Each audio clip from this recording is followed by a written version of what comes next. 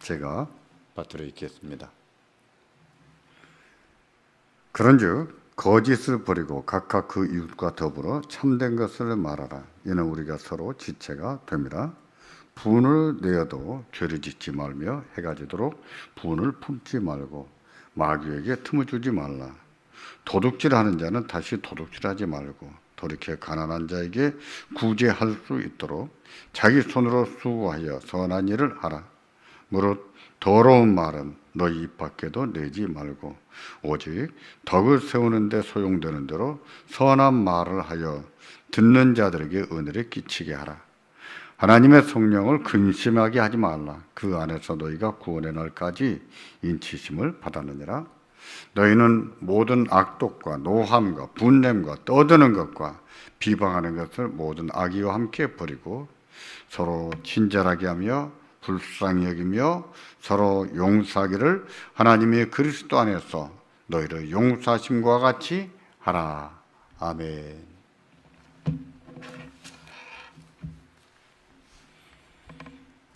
살면서 화를 안 내는 분들 보신 적 있으십니까? 화를 안 내는 사람. 그런 사람이 있을까요? 저도 들어보기에는 평생에 부부싸움 한 번도 안 해봤다. 그런 사람을 딱 한 명 보기는 봤어요. 저랬습니다. 네가 사람이냐? 목석이지?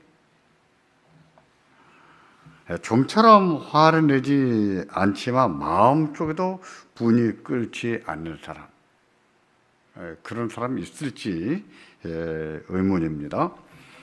목사로서 그리고 그리스도인으로서 저희의 중요한 기도 제목 가운데 하나가 날마다 죽는 겁니다. 이 기도는 자주자주 하는데요, 날마다 십자가를 지고 주님을 따르는 것, 종종 그렇게 기도합니다. 죄성에 죽기를, 또 좀 성질이 죽기를, 특히 좀 성질이 죽기를 기도 많이 합니다. 그렇다고 화를 안 낼까요? 어떤 일을 당하든지 화가 안 날까요? 그렇지 않습니다. 늘 그렇게 기도하지만 화가 날 때가 있고 참다가 저도 모르게 입으로 폭발할 때도 있어요. 사람이 다 그렇습니다. 하는 일이 잘 안 돼도 화가 날 수 있고, 가족이든지 누구든지 자기의 부탁이나 요청이나 자기 뜻대로 해주지 않을 때도 화가 날 수가 있죠. 부당한 일을 당해도 화가 날 수 있고요, 또 억울할 때도 화가 날 수 있습니다. 화가 날 일이 많이 있지요. 그것은요, 이상한 일은 아니에요. 화를 낸다? 그렇게 이상한 일은 아닙니다. 그렇다고 화를 내는 게 좋은가? 그럴까요? 화를 한번 내면 속이 후련하다 하고 말하는 분들도 있는데, 그렇게 해서 속이 후련한 것이 좋은 것일까요? 그렇지 않습니다. 화를 내면 거기에는 불이익이 많이 따릅니다. 불이익이 많아요. 손해볼 일이 많습니다. 시험될 일이 많은 거예요. 본문은요, 이와 같은 주제에 대해서 답하고 있는데요, 사람이 화를 낼 수 있는데 화가 난다고 해서 너무 화를 내서는 안 된다 하고 가르치고 있습니다. 내도 되는 화가 있는가 하면 내면 안 되는 화도 있다 하고 가르쳐요. 또 화를 내더라도 지나치게 내지 말아야 된다. 그리고 빨리 풀어야 된다 하고 가르칩니다. 본문 4장 26절과 27절에 그처럼 말씀하는데요, 같이 보겠습니다. 분을 내어도 죄를 짓지 말며 해가 지도록 분을 품지 말고 마귀에게 틈을 주지 말며. 분을 내어도 죄를 짓지 말라는 것은 어떤 분노는 낼 수가 있다는 것을 전제합니다. 물론 어떤 사람은요, 어떤 분노도 내서는 안 된다 이렇게도 말하기도 해요. 어떤 일로든지 화를 내서는 안 된다. 근데 저는 그것을 아주 비현실적이다라고 생각해요. 현실성이 없다고. 성경의 예를 보아도 경건한 사람들도 분노했던 것을 볼 수 있습니다. 특히 악에 대해서, 불의에 대해서. 예수님도 그러셨습니다. 예수님께서도 서기관과 바리새인들에게 분노하셨어요. 마태복음 23장이 그 서기관과 바리새인들을 향한 분노입니다. 근데 거기에 보면 화가 있을 것이다 하는 말씀을 7번이나 합니다. 서기관과 바리새인들. 그러면서 그들을 가리켜서 뱀들아, 독사의 새끼들아, 너희가 어떻게 지옥의 판결을 피하겠느냐라고 하셨어요. 예수님이 이 말씀을 큰 소리를 안 하고 잔잔하게 조용히 했는지는 모르겠습니다. 그러나 예수님은 그 마음에 분을 가지고 하신 말씀인 게 분명합니다. 독사의 새끼들아, 이 뱀들아, 아무리 조용하게 말한들 그 말이 아픔이 가지 안 가겠어요? 지난주 설교 때 살펴봤지만 세례요한도 진정으로 참여하지 않으면서 세례만 받겠다고 머리를 내미는 그들을 가리켜서 똑같은 말을 썼습니다. 이런 표현들은요, 분노의 표현들이에요. 그런데도 모든 분노를 금지한다면 그것은 현실성이 없는 교훈입니다. 예수님과 하나님의 종들이 악에 대해서 분노했던 것, 그 모든 것을 정죄하는 잘못도 범하게 되는 것이고요. 분을 내어도 죄를 짓지 말라는 말씀은 악에 대해서는 분노할 수 있다는 사실을 의미합니다.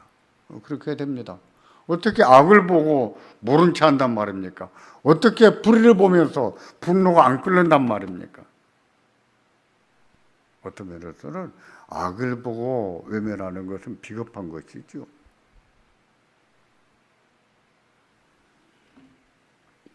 요즘은 데이트 폭력이라는 것도 참 무섭습니다. 데이트 폭력으로 희생당하는 사람이 참 많더만요. 야, 연애하기도 무섭겠다 이런 생각이 들어요. 근데 어떤 놈이 연애하다가 자기 여자친구를 때리고 있으면 외면해야 됩니까? 못 본 채 해야 됩니까? 물론 거기 휘말려서 큰 화를 당할 위험도 따르긴 해요. 그렇다고 외면합니까? 올바른 게 아니지요. 악에 대해서는 분노해야 됩니다.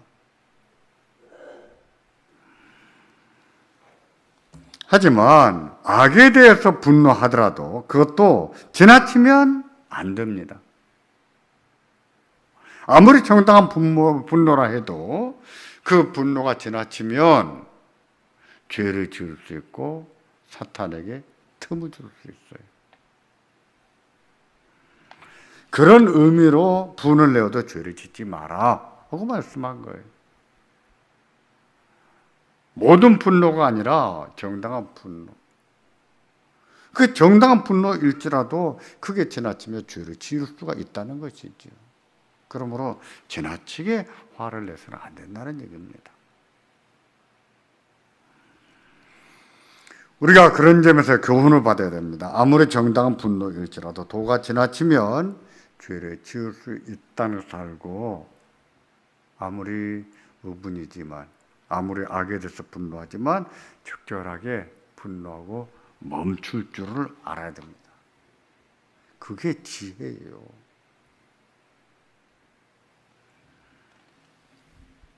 아무리 악에 대한 분노일지라도 그게 지나치면요 사탄에게 흠잡힐 수도 있어요. 그로 인해서 시험에 들 수도 있습니다.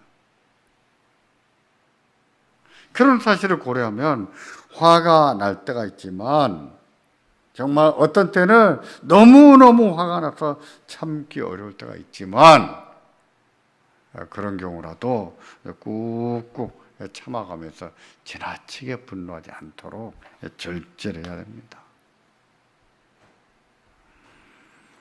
분노하지 못해서 죄를 짓거나 사탄에게 흠잡히는 일이 있다고 했는데 시험에 들 수가 있어요.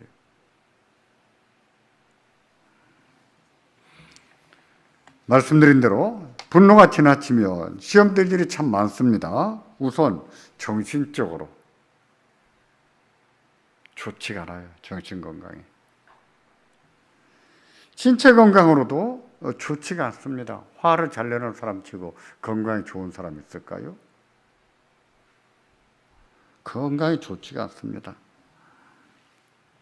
어떻게 안 좋은지 말씀 좀 드리고 싶어도 그것은 여러분들이 검색해 보면 그냥 알 수 있어요. 화를 내면 정말 안 좋습니다. 화를 잘 내는 사람이나 지나치게 내는 사람은요, 다른 사람에게 피해를 많이 줍니다. 그러기에 그런 사람이 주변에 있다고 하는 것은 힘든 일이거든요. 삶에서 웬만큼 거리를 두고 살아야 될 사람들이 있어요. 살다 보면 나쁜 친구들이 그렇습니다. 또 친구든 가족이든 교인이든 가스라이팅 하는 사람들이 있어요.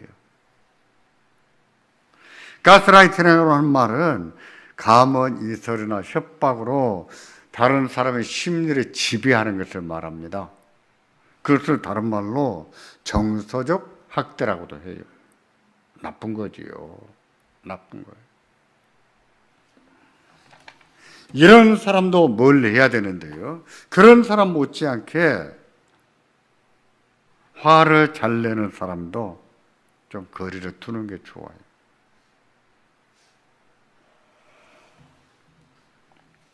가족 중에 지나치게 화를 잘 내거나 한번 내면 심하게 내는 가족이 있다고 가정을 해보세요.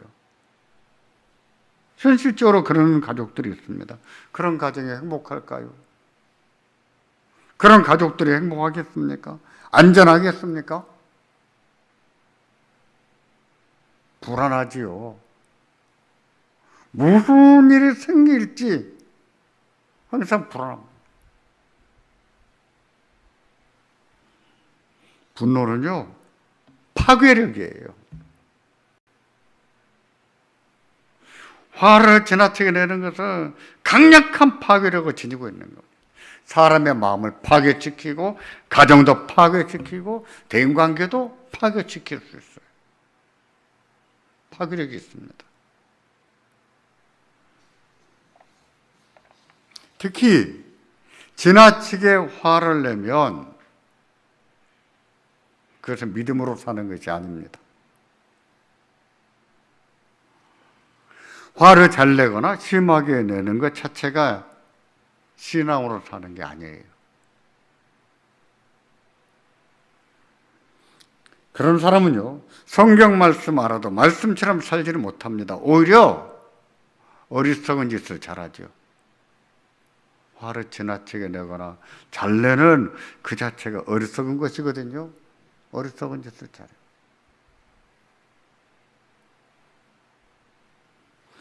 제가 몇 차례 말씀드린 적이 있습니다만 전도서 7장 7절에 그렇게 말합니다. 탐욕이 지혜자를 우매하게 하고 뇌물이 사람의 명체를 망하게 하느니라. 개역 개정판 성경은 탐욕으로 번역했지만 개역 성경은 탐악으로 번역했어요. 원문에서는 이 탐악이 맞아요. 탐할 탐, 사나울 학. 탐욕을 했지만 어떤 지나친 욕심이나 지나치게 화를 내는 것을 말합니다. 탐욕이 지혜자를 우매하게 한다 그랬어요. 지혜가 뭔지 압니다. 어떻게 살아야 되는 줄 압니다. 그런데 바보짓을 하게 만드는 거예요. 미련한 짓을 하게 만드는 거예요. 그렇게 하는 것이 무엇이라고요? 욕심도 그렇지만 화를 지나치게 내는 것도 그렇다는 거예요.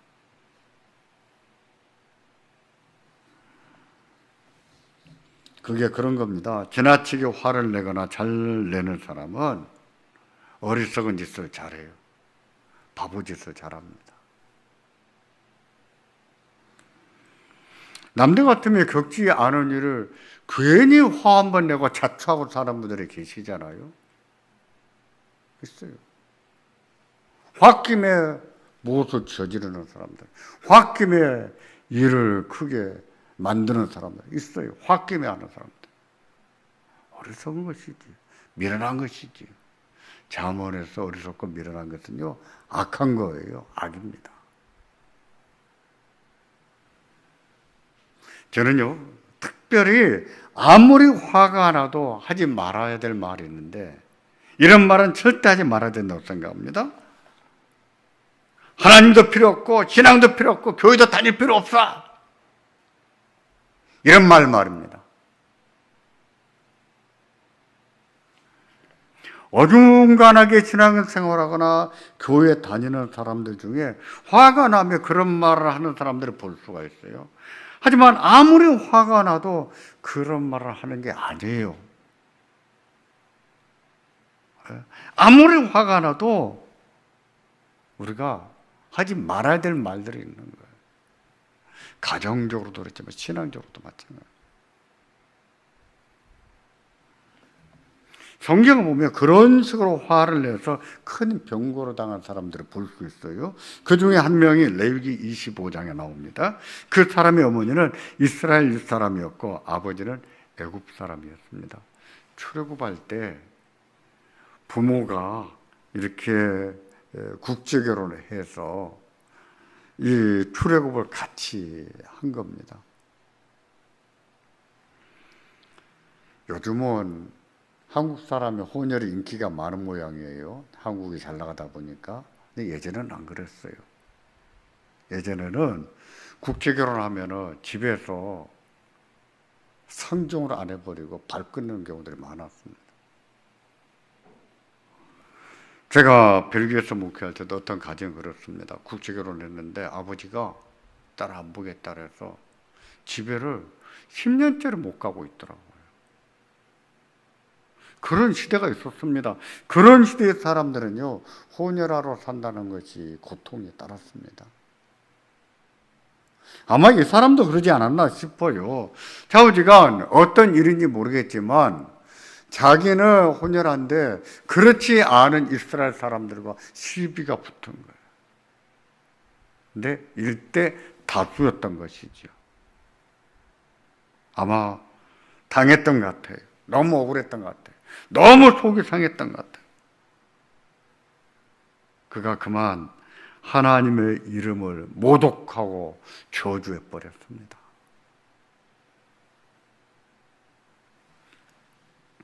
하나님의 이름을 모독하고 저주한 거예요. 그 일로 하나님께서 모세에게, 우리가 잘 알고 있는 말씀인데 근데 잘못 알고 있는 말씀이에요. 그 말씀을 하십니다. 그것은요, 눈에는 눈으로 이에는 이로 갚을지라 하는 말씀이에요.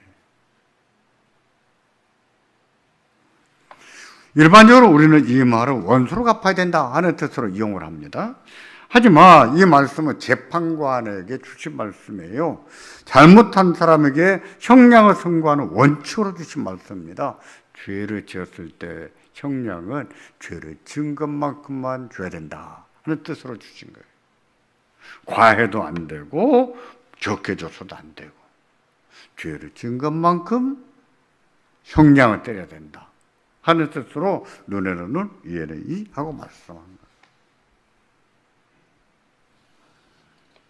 그런 원칙을 따라 레위기 24장 23절에 보면 그 사람은 돌로 처형을 당했습니다.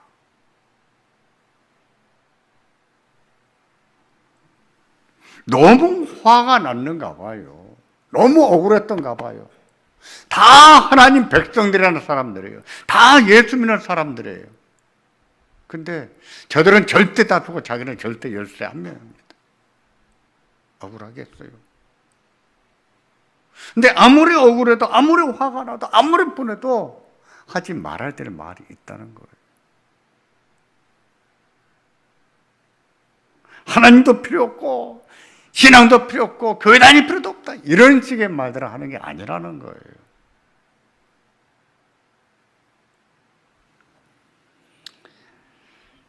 그 결말이 안타까웠습니다. 그는 그렇게 해서 죽임을 당했습니다.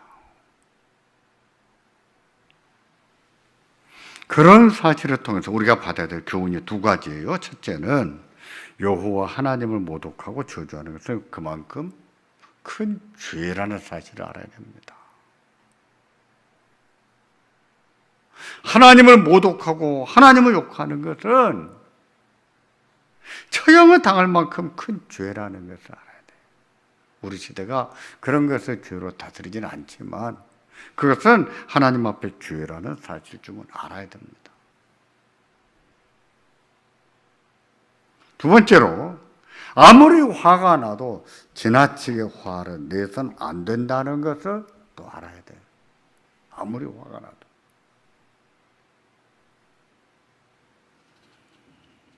억울한데 누구 하나 하소연 들어주지를 않습니다. 그래서 혼잣말도 할 수 있어요. 하늘을 쳐다보고도 할 수 있어요. 산을 보고도 할 수 있어요. 그럴지라도 하지 말아야 될 말이 있어요. 그것은요, 위험한 일입니다. 위험한 일이에요. 오히려 더 큰 화를 자초할 수 있는 거죠. 그러면 어떻게 하는 것이 좋은가? 화가 날 때, 너무나 화가 날 때는 어떻게 하는 것이 믿음으로 행동하는 것인가? 몇 가지를 말씀드리자면, 우선 그런 경우는요, 말을 하지 않는 게 좋습니다. 그것도 쉽진 않아요. 화가 팍 끓어오는데 말을 하지 않는다? 쉬운 건 아니지요. 근데 화가 많이 끓을 때는 말을 하지 않는 게 좋아요. 제 경험을 보면 그렇습니다. 화가 났을 때는 말하지 않는 게 좋은 거예요. 참기 힘들면 잠시 자리를 피하는 것도 괜찮아요. 화장실 좀 가겠다고 말하고 그 자리를 피하는 것도 괜찮아요. 근데 그런 때는 특별히 더 문 닫을 때 조심히 닫고 나가야 됩니다. 꽝 닫히지 않도록.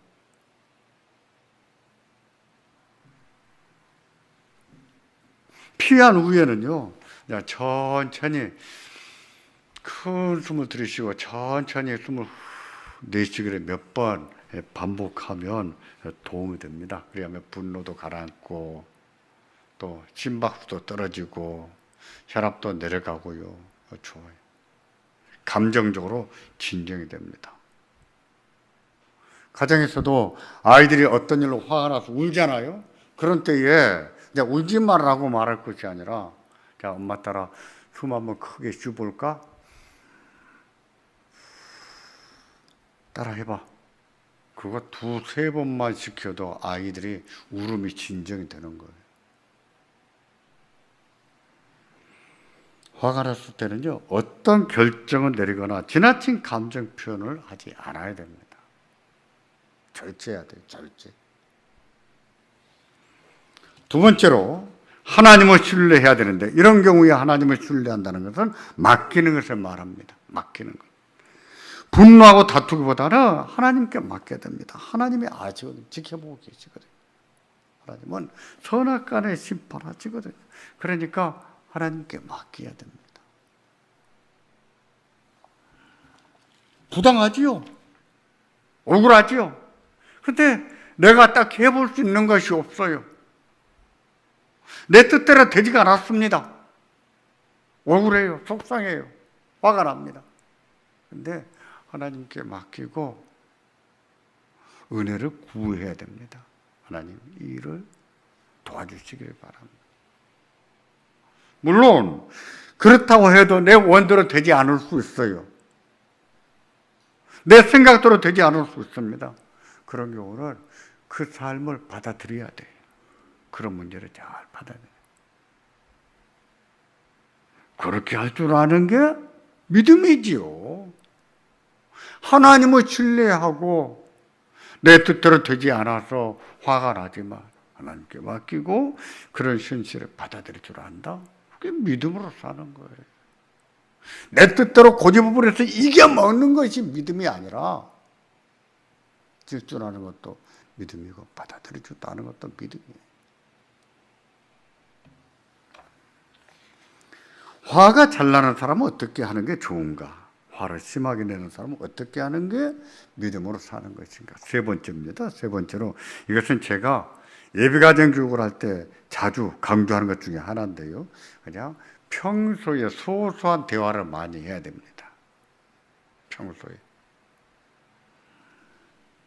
자기 생각을 말하고 상대방의 생각을 들어봐야 되는데 그때 조심할 것은 당장 무슨 결정을 보려거나 확답을 받으려고 하지 않아야 돼요. 그냥 말했는데 생각이 달라요. 그래? 그냥 쿨하게 그래? 뭐 그럴 수 있지. 포기하거나 또 하나님께 맡기는 거예요. 그리고 또 시간이 지났습니다. 시간이 지나서 또 생각이 나는 거예요. 그러면 또 한번 얘기해도 괜찮아요. 얘기했는데 근데 또 아닌 거예요. 또 아니면 아니구나. 그냥 쿨하게 받아들이고 그냥 하나님께 그냥 맡겨야 됩니다. 근데요, 제 경험으로 볼 때 그렇게 소소한 대화를 하다 보면 한 달, 두 달이 지났을 때 상대방의 생각이 바뀐 것을 참 많이 봤습니다. 저는 이해가 안 됐습니다. 왜 내가 말할 때는 안 듣고 꼭 왜 한 달, 두 달 후에 그런 얘기를 할까? 왜 한 달, 두 달 후에 생각이 바뀐 말을 할까? 제 결론은 이거예요. 그때는 고정관념 때문에 못 받아들였지만은 내 말을 듣고 나서 한 번 생각해, 두 번 생각해 하다가 이번에 고정관념이 바뀌었구나. 전 그렇게 생각합니다. 부부싸움도요, 하지 않으려면은 평소에 소소한 대화, 당장 무슨 결정을 보려거나 확답 받으려거나 하지 말고 그렇게 대화하는 것이 중요합니다. 저는 그렇게 합니다. 목회도 그렇게 해요. 근데 지나놓고 보면 거의 다 됩니다. 거의 다 돼. 네 번째입니다. 이게 가장 중요한데요. 그것은 평소에 말씀을 묵상하면서 성질을 죽이고 사는 거예요. 화를 잘 내는 사람이나 지나치게 내는 사람은요, 본인들이 압니다. 잘 모르겠습니까? 제트분들에게 물어보세요. 다 얘기해 줄 거예요. 그런 분들은 평소에 하나님 말씀을 묵상하면서 자기가 죽기를 기도해야 됩니다. 하나님, 제가 죽기를 원합니다. 내 성질이 죽기를 원합니다. 제가 화를 잘 내는데 화를 좀 안 내기를 바랍니다.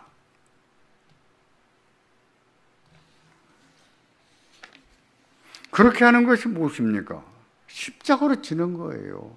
십자가로 지고 주님을 따르는 거예요. 저는 그런 일련의 노력을 절제라고 생각합니다. 성령 하나님의 은혜라고 생각하는 거예요. 화가 났을 때 화를 내지 않기 위해서 잠시 그 자리를 피하는 것도 절제고요. 화나게 한 일을 하나님께 맡길 줄 아는 것도 절제고요.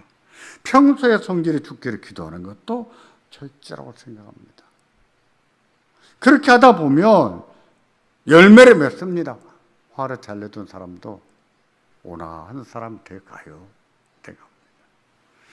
많은 분들이 이렇게 말해요. 사람은 안 변합니다. 사람은 안 변합니다.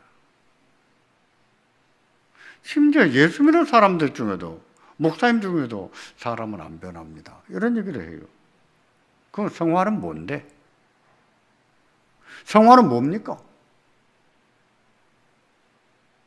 성화는요, 성령과 말씀으로 말미암아 전인격적인 변화가 일어나는 거예요. 지성과 감정과 의지와 전인격적으로 변화가 일어나는 거예요. 성화의 은혜가 있는데 어떻게 안 변한단 말입니까? 그거 틀린 말이에요.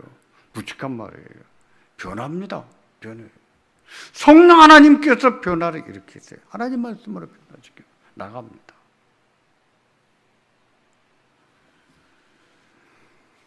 사도 요한이 그랬다고 제가 말씀드리지 않았습니까? 그 성질이 얼마나 벼락 같았던지 예수님이 보아내게라고는 별명 붙여줬죠. 우울의 아들. 성질이 불같았던 모양이에요. 근데 성경에서 또 교회사에서 요한의 별명을 지금은 뭐라 부릅니까? 부하너게라 부릅니까? 아니요. 사랑의 사도라고 부릅니다. 사랑의 사도. 변합니다. 사람 변해요. 사람이 변하기란 정말 힘들어요. 힘들지만 성령 하나님이 변화시키게 새롭게 만들어 가십니다. 그게 성화예요.